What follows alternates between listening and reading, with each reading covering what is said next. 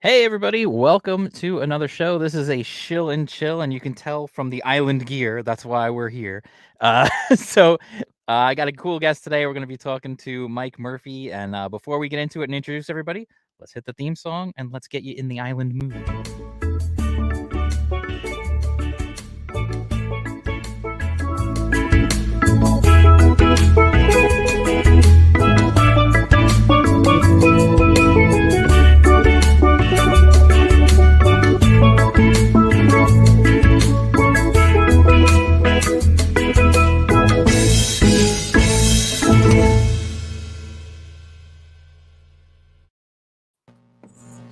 All right, yes, we are here. This is Shill and Chill. I am Jam Creates. This is my channel. If you guys are new here, don't forget to subscribe and all that good stuff. To my, well, I don't know. I'm not going to say left or right. Right next to me on the screen, because I know whichever one I say is going to be wrong, is my buddy RC Gates. Say hello, RC. Hello, everybody. And our guest tonight is a good friend of our other show, The Best Ever. He is Mr. Mike Murphy, and he is here talking about Longshadow. But before we get into that, how you doing, Mike? I'm doing great, man. Thanks for having me on. It's been too long. Yeah, absolutely. Yeah, Mike's been a member of our panel on The Best Ever, which is our little pop culture show where we pick a topic and talk about it. It's been on a little bit of a hiatus just because of stuff going on in life, but it's coming back. Don't be scared. Glad to hear it. So anyway, it is Super Bowl Sunday, and this is the pregame alternative. If you got tired of watching six hours of pregame coverage where they tell you, like, everything from what the guys had for breakfast to what color their shoelaces are, here's a nice little alternative for you guys. Right. Let's talk about high fantasy. Exactly. Well, it's funny, actually, if I don't know if you guys have ever heard of, oh God, what was it called? Was it Battle Bowl or something like that? It was a PC game, and then I think they put it on a couple of consoles as well. It was based in a fantasy universe, and it was essentially football. Yeah, okay. So the original one that EA put out was Mutant League Football. Right. And that was like one of my favorite games as a kid. But yeah, like someone tried they were successful. They tried like either kickstarting or Indiegogoing like a new updated version of that. Yeah, I think I even have that thing. I just haven't played through it much, but I totally know what you're talking about. Well, I know, and there was another game that was, I think it's based in it's set in like the Warhammer universe, and it's essentially like a football game. Yeah, Blood Bowl. Yeah, Blood Bowl. That was it. Yeah. I used to play Blood Bowl as a teen. Oh, really? Yeah.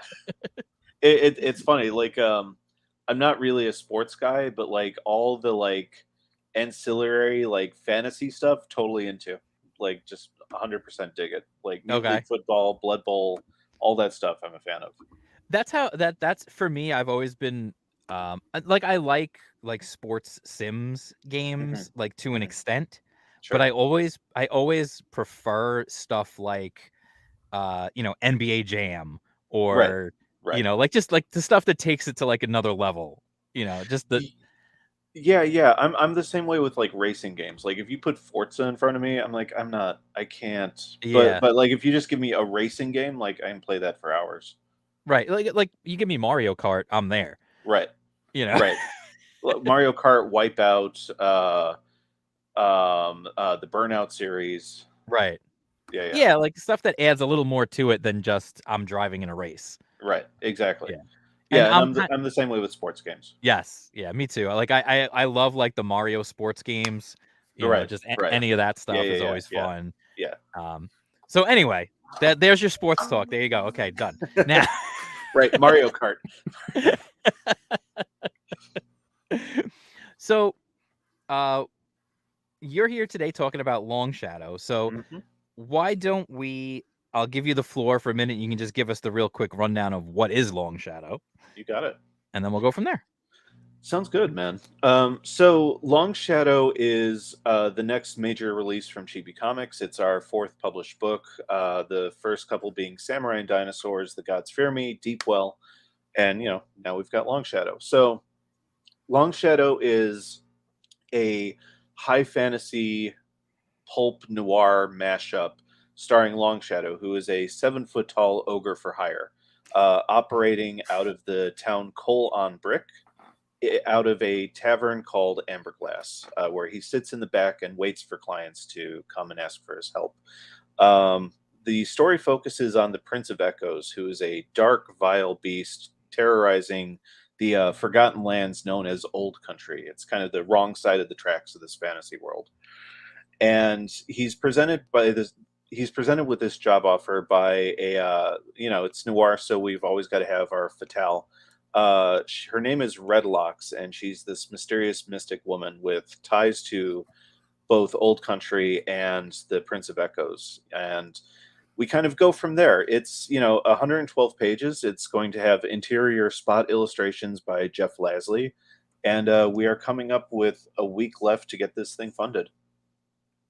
Nice. So now, for anybody who usually we'll talk comics on here, so for anybody who's paying attention, wait, spot illustrations? Yeah, it's not a comic book. Yeah. um, Yeah. So, basically heading into 2022, Selena and I, my wife and co-publisher, we realized, okay, we've got two major projects coming out this year, maybe three. We've got the Gods Fear Me 2 in late April, early May. And then we've got the Red Key in late summer, probably late July, early August. And both of those books are going to take the better part of a year before we're in fulfillment. And okay. knowing that, I was like, okay, well, I want something to start the year off that I could get into people's hands in 6 months or less. Right. And so I started thinking about pulp and how it's effectively a dead format. And I understand, like comics kind of evolved and replaced the pulp genre, but Right. I feel like there's something about the pulps that could be updated and modernized, and this is my attempt to do it with Longshadow. It's still capturing all the energy of like the Robert E. Howards and the Lovecrafts, and like Doc Savage, the spirit, not the spirit, the Phantom, and the Shadow. It still captures that energy, but it's delivered in a modern way with modern sensibilities and modern storytelling and pacing. And so I think that's what's going to help make pulp viable. And if we're going to have this bedrock in the indie scene and CG of comics, I feel like pulp does have its place. And as long as we can find our audience for it, like I'm happy to do like 9 of these things in total over the next decade.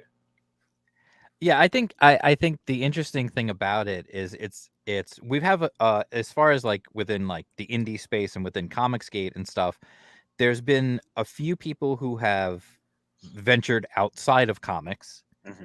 People like Red Gaze Right. has his books. He has they're literally novels. They're literally Um, novels, yeah. Right.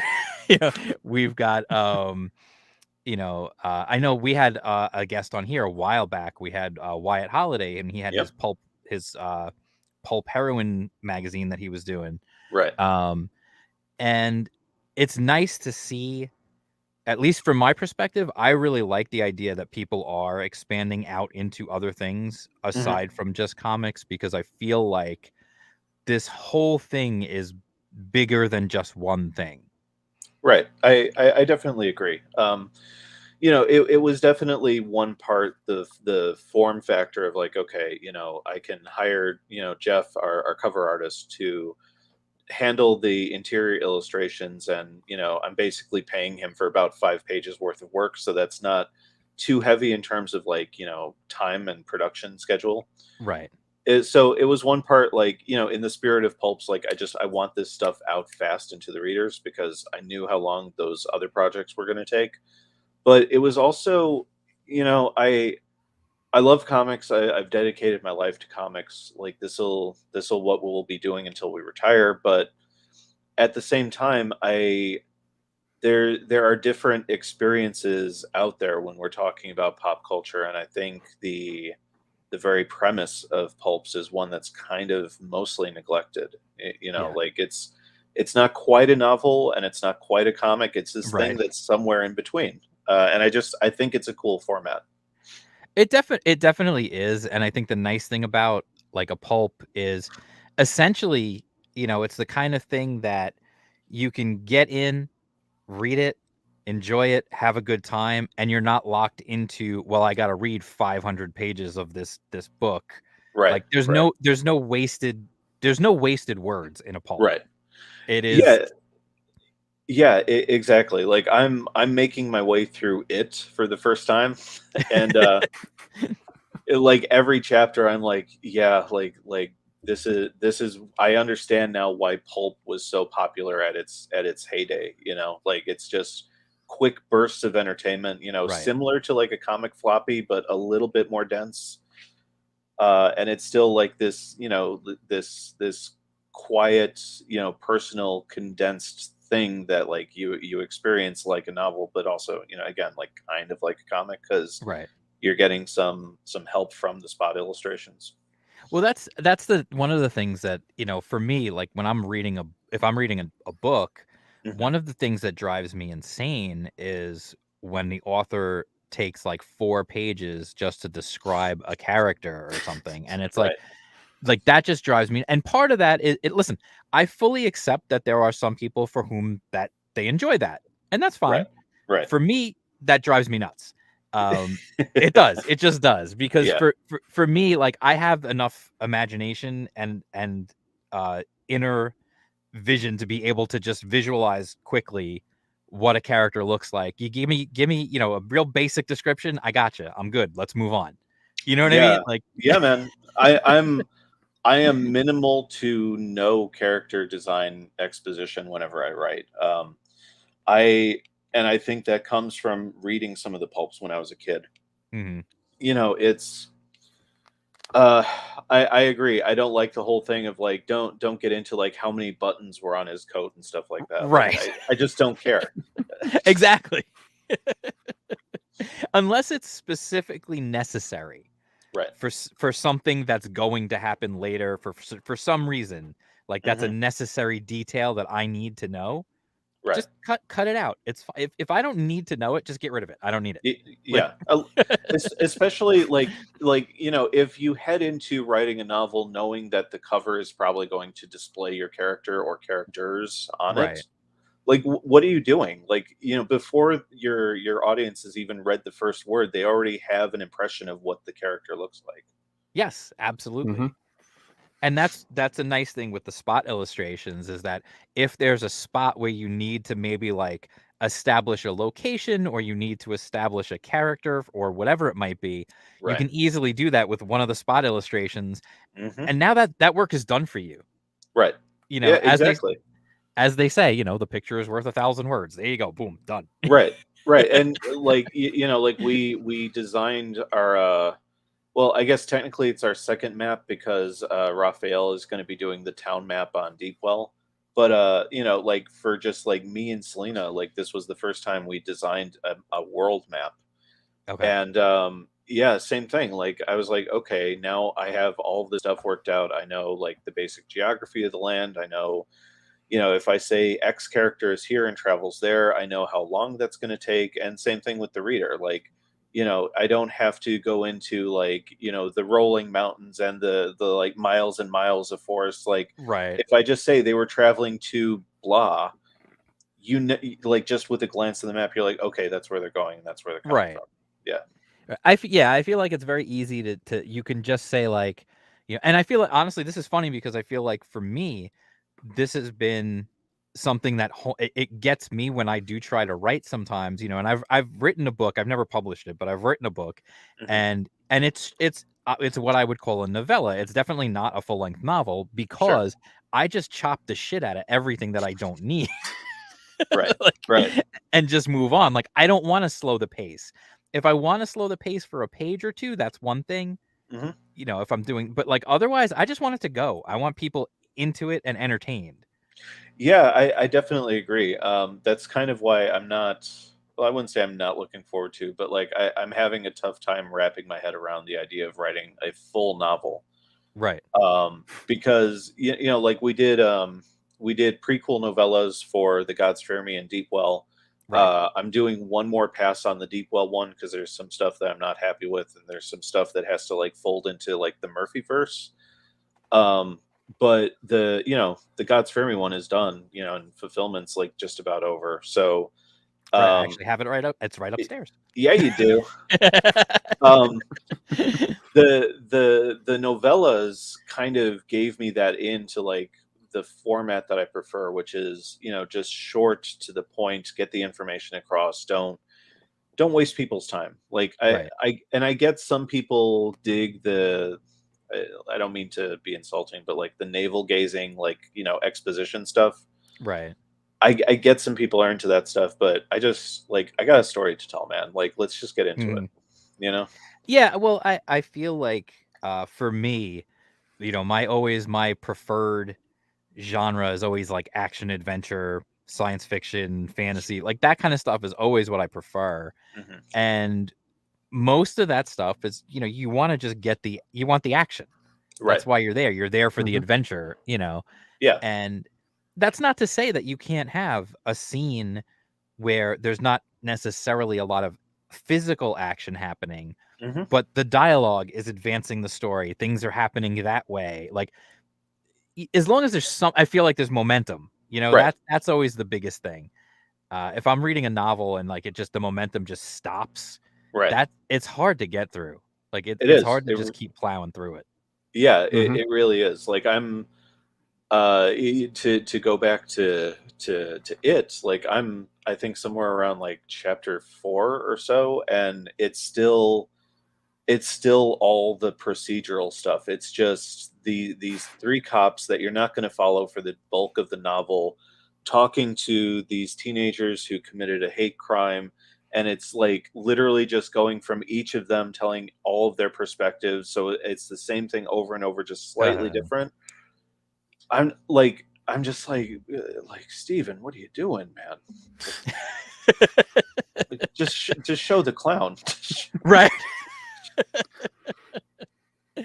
No, I absolutely agree, and that's why I'm really happy to see this stuff making a comeback. Mhm, mhm. I know there is like there is it's a small movement, but there is a movement online. There is a movement out there to try and bring back pulp. Right. Um, and Yeah, it no, go and ahead. and some, you know, some of that is they just want the classic characters, and I get that and I respect that. But I think we also have to face facts that, you know, especially like in the indie scene and like with Comicsgate, like if we're talking about companies like Marvel and DC and their characters kind of being uh not appealing to a younger, and I don't necessarily mean kids, but a younger demographic, if we're talking about those characters aging out, then surely like the pulp characters have completely aged out. And you know, I know they have their audience. I'm a part of that audience. Right. But you know, at the same time, if we're going to make this push to bring back a format, the emphasis has to be on the format, not like five or six characters. Oh, well, yeah, if you've got the problem is, if one of these characters makes it into public domain and then everybody wants to do their take on it, Right. now you've got, 15 different takes on the same character, none of which are related to each other because it's written by 15 different people. Yep. And Yep. then, you inevitably come to the question of which one is the real one. Right. Mhm. Yeah, yeah. I mean, like even, you know, in comics when we're talking the Golden Age stuff, you know, you've got Vaughn with Black Terror. Like Right. I think that's a smart approach. You know, if you're going to take one of these like golden or pre-Golden Age characters, like you have to modernize it. You have to bring modern sensibilities to it, Right. and you have to make it appealing to a bigger audience than just the like say 4, 5, 600 people who are like, no, I want the Shadow in 1930s New York or Right. Chicago. I don't want anything else. Like that's cool, and I love that stuff too. But like, you know, you're focusing that prism almost to like a razor's edge. Yeah. Well, you're definitely I mean, there's gonna be an audience. I don't know how big that audience is going to be. Right. But you're not going to draw in new readers giving the same thing that was given, 60 years ago. Right. You're just not like, you've got to do something new. Yeah, because that's because that stuff's out there. Like Right. I just picked up late last year, like the complete reprints of like Solomon Kane. Mhm. I'll probably be getting the complete reprints of Conan tomorrow. I'm getting in the first volume of the Cimmerian, which is the public domain like retelling of Conan Okay. in comic format. So it's like that stuff is out there. Like sure, some people want to see new adventures with that stuff, but like I think little by little we have to introduce new characters and new settings into the format. Oh, I definitely agree with that. I think a lot of people are hung up, and it's a thing in comics for sure. People are hung up on, I love these characters. I've followed these characters for, decades, and I just want more of those characters. I just want those characters done Sure. well. And sometimes you have to just be like, you know what? I'll try something new. Right. Yeah. Sometimes you have to be willing to let that stuff go and try out something new. Yeah, and you definitely see that on the creator end of things too. Like I was talking about this on like one or two streams over the past week or so. Like how many creators do you see like go like, this is my not Batman story? Right. It, hmm it's like I get it. Like you really like Batman, but again, like we have to bring new to these formats, to these genres. Right. And I think you can still do your not Batman story. Mhm. Um, but don't just literally take it and just change the names. Like Yeah, you Yeah. got to do a little more than that. yeah, Yeah, don't advertise it as my not Batman story. Say that it's the original story that you came up with. Sure. Yes. Sure. Like if you want like a dark, brooding, noir-ish superhero, that's fine. But if it's Batman, if only not in name, like the audience is just going to see right through that. Right. hmm Right. No, absolutely. See Fizz Chozo's in the chat. What's up, Fizz? How you doing? Hey, Fizz. Um, so let's get into Longshadow a little more specifically. Sure. And I see Genuine Comics in the chat. How you Hey, what's doing? up, Genuine? Um, for anybody who doesn't know, Genuine Comics does Perfect 10, an excellent, Mhm. excellent book. You got to check it out if you can. Mhm. Anyway, so let's get into Longshadow specifically. Now he is an ogre, and Yes. he is a basically like a private detective. Yes, he is. Yeah, man. So I mean, some backstory on Longshadow. Be it D&D or Elder Scrolls or whatever. Like, if there's an RPG or a video game RPG with like a character creation system, I've been rolling as Longshadow for over a decade now.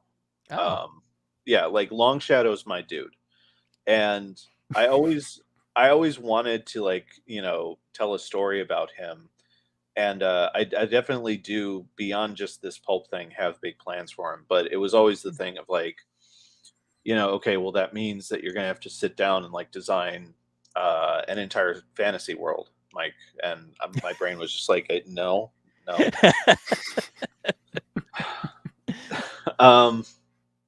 So like finally I was like, oh, again, like when this pulp idea came to me, I was like, okay, so I know that it's got to be like high fantasy. It's got to be inspired by Conan and the other stuff by Robert E. Howard. And I got Long Shadow stuck in my head, and he just wouldn't leave. So I spent the bulk of last year, while we were kind of in production hell on our other books, just kind of world building and setting stuff up for what would become this book.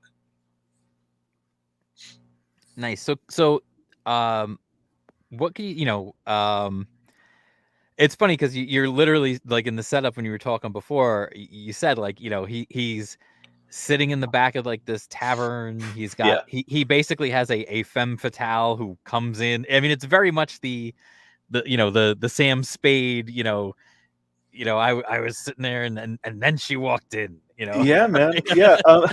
So I what's funny is like even when I'm not consciously trying to do it, like I think my brain has this obsession with like genre mashups.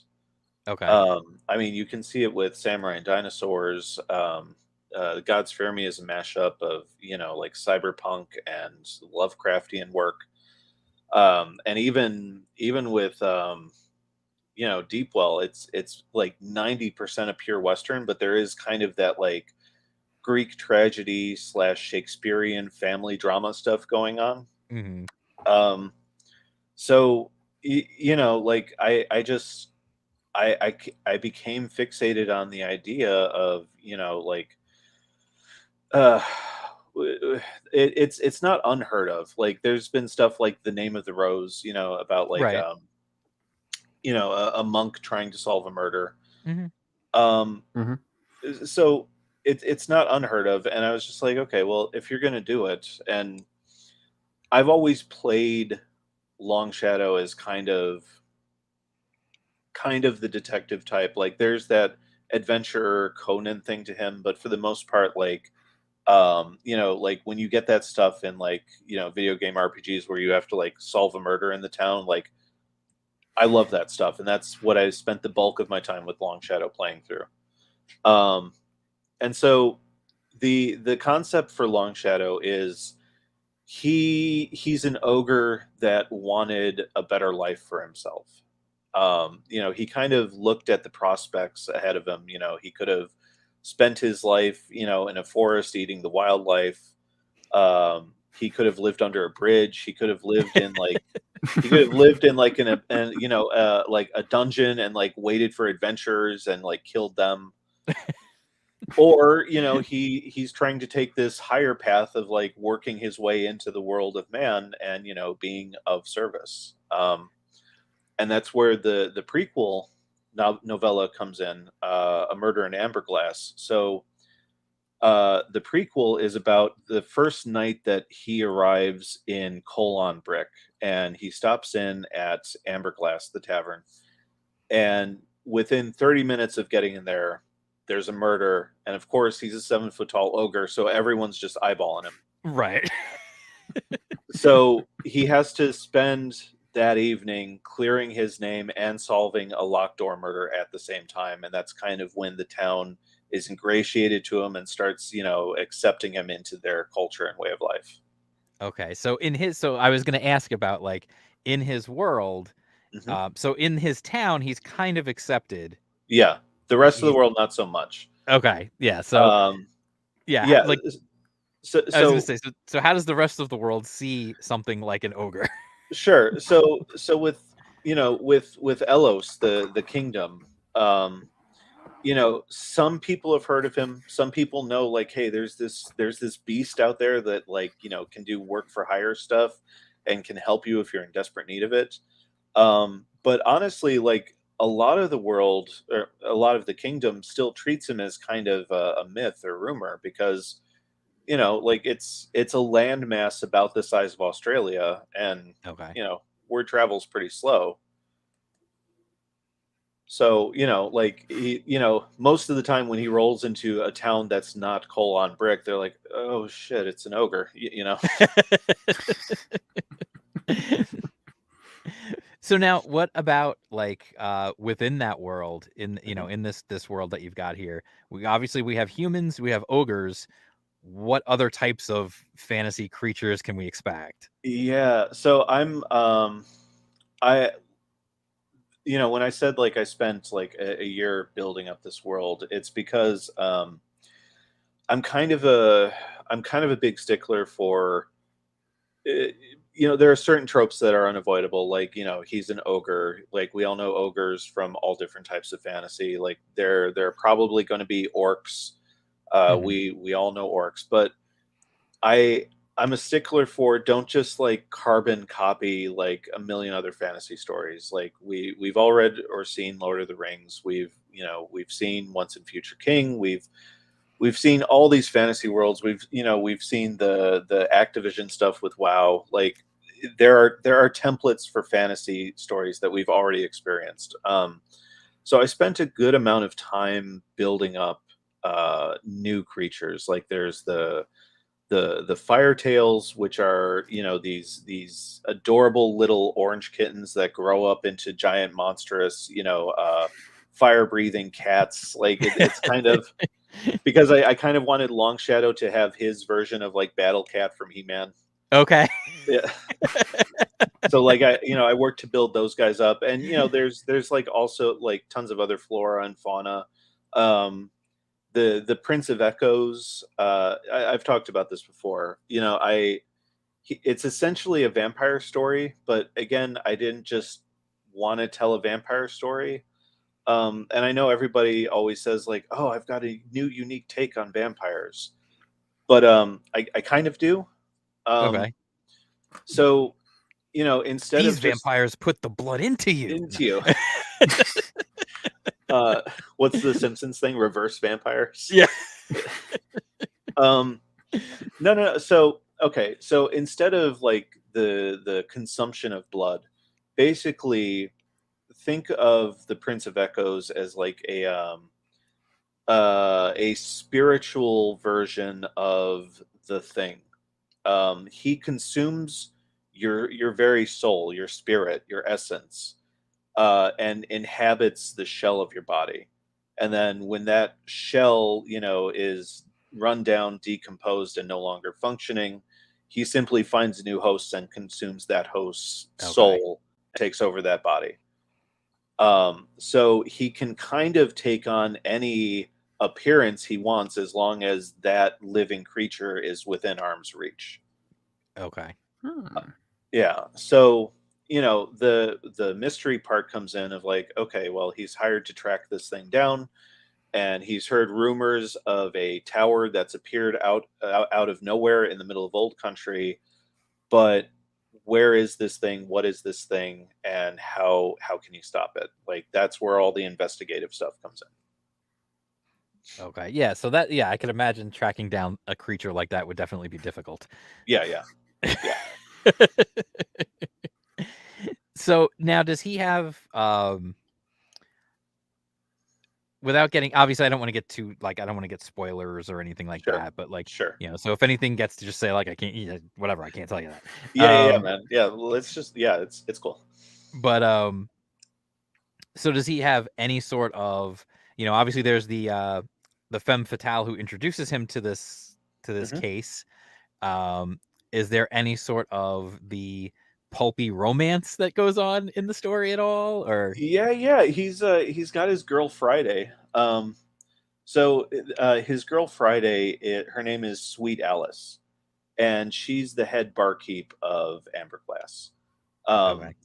She has a background in uh, mystical and physical training. Like she went to an academy in Elos that specializes in training hybrid fighters.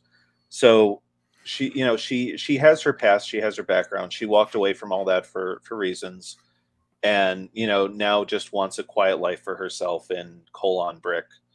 And so that's his girl Friday. And also there's Rinsmore, who is kind of, I've been using the analogy, he's Q to Longshadow's James Bond. Okay. So Rinsmore is basically and like I was tap dancing around this in some streams, and like I'm just embracing it at this point. Rinsmore is, so how Alan Moore always goes on about like all the snake god deity stuff that he worships and believes. Rinsmore is basically, what if Alan Moore got his wish and all of that snake stuff just like consumed him? So if it all consumed Alan Moore, yeah. So Rinsmore is this druid who lives out in the swamps, call it 20, 30 miles outside of Colon Brick and Amberglass. And he's a druid, and he's practicing, and he worships this forest god.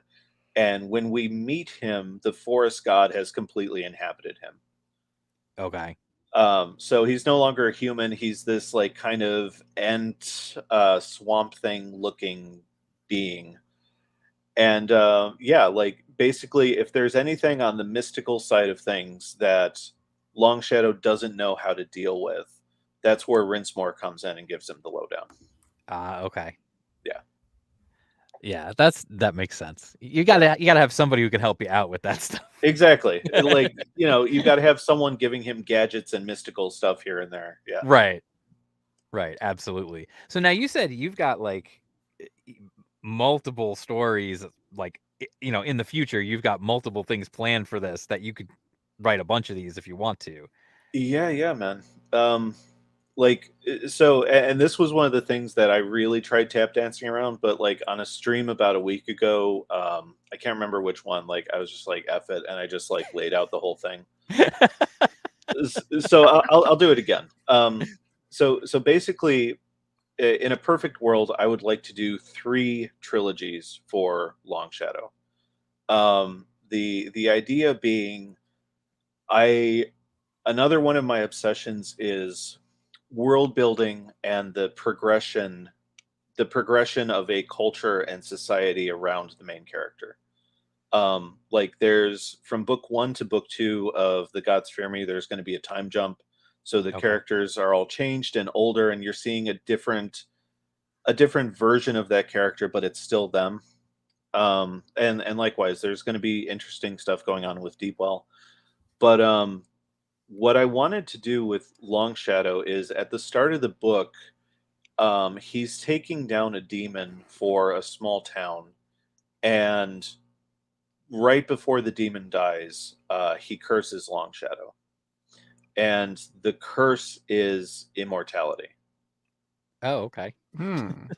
So, I started thinking about fantasy stories, and I think one of the problems with like fantasy as a genre is like we just, and I know how this is going to sound, but like I'll get there. Like we just keep doing the same thing over and over again. It's it's the chosen one. It's like a land you've never seen. It's magic you can't believe. Like it's all of these tropes that we've kind of explored to death. Right. And so I was like, okay, well, what if I got that out of my system with the first trilogy? Okay. And then what if the second trilogy is set in modern day? Like what would a modern day fantasy world look like? And like there's a bit of steampunk stuff that's going to be in there, but it's the reference I keep using is if you've ever seen Scotty Young's Middle West. Okay. I'm drawing a lot of influence from that, where it's like there are fantastical elements, but there's a lot of modern day societal stuff at play. Like there's homes, there's electric grids, there's Right. yeah. And then the biggest jump is, I started thinking about Games Workshop, and I'm like, I can't believe Games Workshop has Warhammer and Warhammer 40K, and no one else has tried doing something like that. So with the third trilogy, we're going to see the kingdom of Elos and potentially more of this planet and more of this universe, like thousands and thousands and thousands of years into the future. That's cool. I like that idea. That's cool. Thank you. I like anything like you said with fantasy. Anybody who can put a twist on it, it's always nice to see, because it has been a lot of the same stuff Right. for years and years and years. Right. That's one of the things. I don't know if you guys have ever read Blood Realm. Alterna Comics has that series called Blood Realm. Yeah. I have all 3 giants. I haven't read them yet though. But Okay. I saw he was crowdfunding the latest one, and like there was like a whole bunch of future tech stuff in that. And I was like, that's great. That's what not only what I really like about that, I love that series, and one of the things I love about it is that it's a fantasy series, but it's a very dark fantasy series. It's almost, you would almost call it like horror fantasy. Sure. Because there's just so much like dark evil shit going on in that story. Yep. But then at one point in this, between like basically between a couple of the giants that you have there, you're gonna all of a sudden there's a time jump. Yeah. And next That's thing you cool. know, there's like robots and spaceships, and like there's at one point there's this giant battle that happens, and there's like it almost reminds me of something out of like Star Wars with like this giant space battle, but there's also like a dude on a dragon at the same time. Yeah. As like it's crazy. That's what I want, man. That's what I want. Like, you know, like I guess like as a reader, I'm like, how many times can we just keep doing this sword and sorcery thing over and over and over again? And like even if it's polished and it's coming from a new voice and it's this slightly different take, like it's still ultimately the same thing over and over again. You know, and so like I really want to see people push that. And it's like I feel Scotty Young started it with Middle West, like you know, but like there were certain things I wish he would have pushed further. And yeah, that's great to hear about Blood Realm. Like I want more of that. You know, like we've had 40K for like for decades now, and nobody's been like, what if I did a fantasy series set in the future? You know? Yeah, it's kind of funny that no one, like everyone just kind of like Games Workshop did that, and then just everyone just kind of ceded them that ground. Right. Like they just said, oh well, that's theirs. They got that. And no one, like, you know you can do a future fantasy and it doesn't have to be 40K. You could do your own thing. Like, yeah, man. You know, you could do a different take on it. You know, 40K is pretty dark and pretty like, right. You could do a different way of doing it. Right, exactly. Yeah, man. Like this stuff fascinates me. Like there was this guy. His name was Ryan Davis. He was one of the creators of a website called Giant Bomb. Oh, and, yes, I know. I remember Ryan Davis. I was a big Giant Bomb guy back in the day. Me too, man. Yeah, Saint Davis, rest in peace. I remember on one of their podcasts they were talking about fantasy stuff, and he was saying like the thing that he can't get over whenever he watches something that's fantasy is he's like, there's space up there. There's space. There's aliens and shit. Like, and ever since he said that, I'm like, you're right. like we get so laser focused on like dragons and magic and like, you know, damsels and castles. Like we get so focused on the minutia of the genre that we forget that like you can play with the genre and push it forward in certain ways. Right. I like Dave from Genuine Comics said we need more titles with blood in the name. Bring back the 90s. Yeah. I agree. Well, you know what's funny is I actually years ago I was writing a story that was essentially it was essentially just a Star Wars knockoff, and I'm more than happy to admit that. You know, it's not. Everyone's had those moments, Jam. Yeah, of course. Yeah, it's not. It's everyone. not something I plan on doing anything with, so I have no problem admitting that. Like, Sure. But one of the things I tried to do, because I was always a big Star Wars fan, but I was also always a big Star Trek fan. And one of the things that always interested me with Star Trek was their whole prime directive of non-interference with a culture's natural progression. So yeah. But I also thought it was really interesting that they would always go and study these. You know, they would always have like Starfleet would have like a hidden thing there to observe these people's, you know, growth and everything else. Which in and of itself, just by observing, you are like literally affecting things, but whatever. Let's not get into that. Yeah, exactly. And why wouldn't you just sit and watch them from orbit? Like exactly. You're just asking for problems. Right. But it always kind of struck me like, okay, they have that idea. How come we never see the other cultures, you know, the Klingons, the Romulans, whomever, who don't have a prime directive? Why don't we ever see them like, oh, here's a bunch of people who are not as advanced as we are. We could just go down there and conquer them. Right. And we could either make them our slaves, we could just steal the resources from the planet, we could do like there's all sorts of things you could do if you're not, you know, if you're someone who doesn't have the Federation's ideals.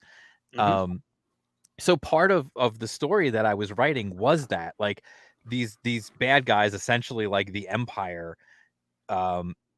there was a world they found that was essentially like a medieval world, and the world still had resources. So they went down and they conquered this medieval world with their future technology. They've got lasers and all that kind of stuff, and these guys have swords and stuff. Like, Right. they're like, oh God, wizards from the sky. Okay, we give up. Exactly. And I always thought like I would, I always go back to that idea in my head, and I think like it would be kind of fun to write the story, to like revisit that concept and write the story of these futuristic people conquer these, more primitive people. But what about like there's always going to be people on that primitive society who try to fight back, who Right. try to regain their freedom. At least you would hope there's always going to be people who try to regain their freedom. I'm not so sure anymore. But Yeah, if the past 2 years have taught us anything. Yeah, exactly. But I always thought like that kind of idea would be kind of a neat idea to explore in a story. Sure. Even just I've always thought like I don't know if you guys have ever seen Brotherhood of the Wolf. Yeah. That movie, it's got the guy from Iron Chef in it. Right, Mark Mark Dacascos. Dacascos, yeah. Yeah. And the other guy who looks like Triple H, but it's not Triple H. Right. He's like a French Triple H. Yeah, he's a French Triple H. I wonder how you say that in French. Royale with cheese. Yeah, exactly. I gotta ask my daughter. She's taking French. I'll ask her if she can figure it out for me. But yeah, like there's for anybody who hasn't seen it, it's kind of I wouldn't call it medieval, but it kind of is. Yeah, it's like barely turn of the century, like French historical thing, and then it just swings full on into like horror movie territory. Yes. Yeah. And that's what I was like. That's something I've always thought of too. Like I would, the idea of how would you make a horror story in a Right. fantasy world? Yeah, yeah, and like as a matter of fact, like I don't know if you remember, it tanked pretty hard, but like it looked gorgeous. There was this game called The Order 1889.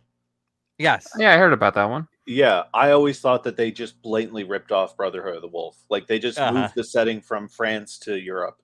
Like it's the exact same story. Is it really? Yeah. Just I remember the game. I never played it though. Yeah. Just werewolves versus, British soldiers instead of French soldiers. Okay. Yeah. I always thought, by the way, that the creature in Brotherhood of the Wolf was a lion. Yeah, I mean, like you never like, and again, it's been since college since I've seen it, but I remember is like they went into the mythological stuff a little bit, but they didn't straight up say this is what it is. Right. Yeah, it was just the beast. Right, and it had like armor on it and stuff. Like yeah, you're right. Like it was this weird thing. It's such a cool movie though. It is. But I always thought like because at one point they mentioned like as they're talking about it like it was a beast from a faraway land, and it was like so I always kind of and then they show the one shot of the eye at one point, and I'm like I think this is a lion with like armor on it. Like right. for some reason I don't know who put the armor on the lion, but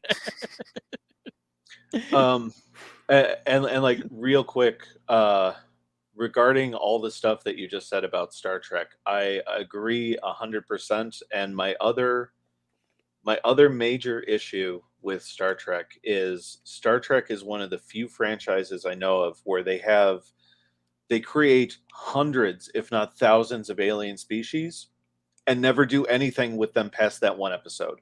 Oh yeah. like it takes something like the Borg or the Ferengi to become recurring characters, you know, and I'm just like I don't know how, like when you say to like a normie Star Trek, I'd be willing to wager most of them think of Kirk fighting the Gorn, right? Why haven't there been any more Gorn? Like you know what?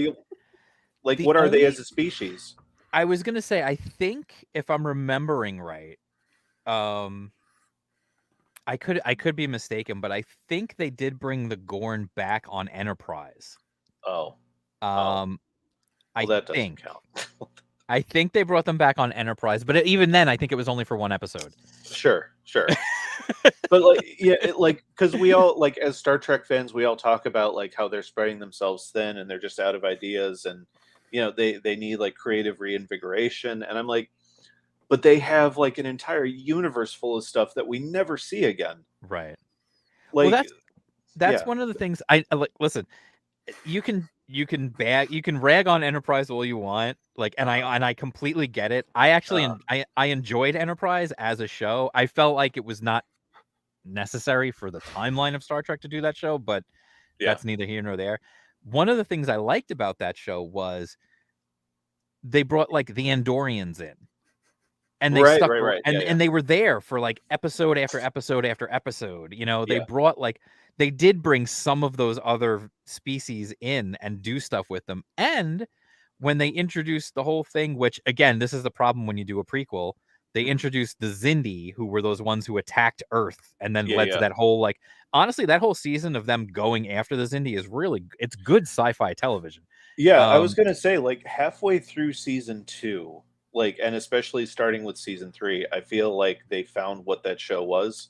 But by then it was too late because the audience had left, and by the end of season 4, they were like, "We're done." Yeah.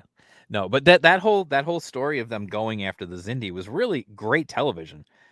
It was serialized. The story just kept going forward. You saw what I really liked is some of the stuff that I really enjoyed about like Deep Space Nine, which was you saw Captain Archer had to make these hard decisions about, the same way that Cisco had to make some really hard decisions during the Dominion War. Like, are we gonna really wipe out an entire race because that might be the only way we win this war? Right, because that's what happens if I press this button. Right. Like, there was definitely some stuff like that. And one of the cool things was with the Xindi, and again, doing this time thing, first of all, never before had they ever mentioned this attack on Earth, like, and all this other stuff. So it's kind of like, what do you know? Yeah. But also within the Xindi, they had all these different races within that race, and there were literally ones who were completely non-human. Right. They had ones that, most Star Trek aliens are like, it's a dude in some kind of funky costume with like some ridges on his forehead, and either he has a nose or he doesn't have a nose, or he's got, that's most of the aliens. But at least in that, they had the aquatic species who their entire ships are filled with water because they cannot live outside of the water. Right. So they're swimming around their ships. Like, they had all these different kind of, which was cool. They had the insectoid ones. They were literally like giant praying mantis looking things. Like, I remember those guys. And they didn't speak English. Right. The universal translators did dick to translate them. Right. Yeah, like it's like, I definitely give Enterprise credit for that. I guess just thinking in terms of like where Trek's at now, and in terms of like what they could do to like build forward. I'm just like, you don't need to keep reinventing. You don't need to keep doing prequels. Like, just say what happens next. And part of what happens next is like show the rest of this huge universe of characters or races that you have that you do nothing with. Right. Yeah, well, there's always the episode of, the whatever ambassadors are here to talk. Like, okay, and then we never see them again. Yeah, it's like, well, like, what about their entire culture and race? Like, is everything just fine? Does nothing interesting ever happen with them ever? Like, it is true though. It's funny. I never really stopped to think about that. Like, how many races they introduce and you never see them again. Right. Yeah. Yeah. That's my thing with Trek, man. It's like, Star Wars will like mine those member berries forever. Like, if there's a race or a character that people latch onto, they'll show that thing forever and ever and ever. Well, they went so far. Like, if you watch the Clone Wars, like, there's an entire storyline revolved around, Squidhead and the Mon Calamari. Yeah. There's an entire story arc that revolves around those two species being at war with one another. Right. Like, there's all it's these, crazy, man. Like, and meanwhile, Squidhead was literally just an alien in the background in the cantina, and they made an action figure of him because at that point they were just cranking out action figures because people were buying them all like crazy. Exactly. Yeah, man. Oh, So I see Genuine Comics. He said, "I know nothing about Star Trek apart from Zoe Saldana being hot." I mean, that's all you really need to know. I mean, yes. However, I don't even consider that Star Trek. No one, but to your point of like the whole like Prime Directive thing, like that was one of the few interesting things that I thought they did right was at the beginning of the second movie, like they accidentally get caught infiltrating that primitive Right. race, and it's like, well, you just elevated yourselves to godhood accidentally. Right. I'm like, Well, that's the movie. Why aren't we seeing that movie? Right. Well, it's funny because there was that whole episode, it might have been in the last season, where Worf's adopted brother, because if for anybody who doesn't know, Lieutenant Worf, the Klingon who's part of Starfleet, he was adopted by a human family, and he Mhm. grew up in Russia, I believe, actually. And his brother, his adopted brother, was working for Starfleet doing this kind of thing, like observing some, you know, non-advanced race. And he, of course, broke with the Prime Directive and Right. wound up like moving in with these people. He ended up marrying one of the women and all this Mhm. other stuff. And so then Worf goes in, and then they do this whole thing where they try to trick them because they have to get them off their planet because their planet is dying. Mhm. So they end up beaming the entire civilization, like the entire village, onto the holodeck, and then they have them go on this fake journey on the holodeck where Worf is going to lead them to this new land. So they basically just have this fake journey on the holodeck, and then they're going Right. to while the Enterprise is flying to another planet, and then they're going to just drop these people on this other planet and let them live Right. there. Right. And so these people will never even know they left their planet. Right. Uh, and then you stop and think about it, and you're like, I don't think that fits with the Prime Directive. Right. Like, I And don't there's a think whole that scene works of at all. I don't think there's that a works whole at all within the framework. I mean, there's a whole scene of Picard like yelling at Worf's brother about what he did and everything else and how it's wrong. Mhm. But like at some point he's just kind of like, uh, well, you screwed up, and I guess now we just have to do it anyway. Yeah, like you think about archaeologists that will eventually evolve within that culture, and like they start trying to go and research the past, and they're like, this isn't us. This just isn't us. Like this uh, planet's barren. Like or where's the fossils? Where's the structures? Like right, it just immediately falls apart when you think about it. right. At some point, yeah. Yeah. It was it is honestly a fairly funny episode in a Mhm. couple of spots. Um, because there's a couple of episodes where a couple of spots I mean where um like the holodeck starts to malfunction, and so the grid, the yellow lines Right. in the Right. holodeck, like Yeah. it appears somewhere, and like at one point um like it appears and the people see it and they're like, what is that, and Worf is trying to like signal to people in engineering like something's going wrong here, and so Mhm. he's like, it is the sign of LaForge. That's awesome. Like there's a couple of fun moments in there. But anyway, I'm gonna share the screen of your campaign here, and Sure. then we can wrap things up. Sounds good. So if people want to watch I think there's some kind of sports event happening today. Yeah, I don't know what's going on. It's really quiet outside. I don't know. I can't tell. I can't see out my window if it's still snowing here or not. Oh, Um, so here we go. This is the campaign for Longshadow, a high fantasy pulp novel. You've got 7 days left, so you got a week. yeah, I'm going to be hustling hard this week, man. Okay, so be on the lookout. You'll be seeing Mike everywhere this week. Everywhere. So we've got. Oh, here's the map you were talking about. Yeah. And let's show some of the. We'll show the cover here. You said it was Jeff Lastly who did the artwork. Yeah, he handled the cover. He's doing the interiors as well. So yeah, you can see some of the interior art here. Yeah. Jeff, if you don't follow Jeff on Twitter, he's always posting his art. He's a really talented artist. He's a really good painter. Yeah, he's an incredible painter, man. So you can see, you can see some of the art here.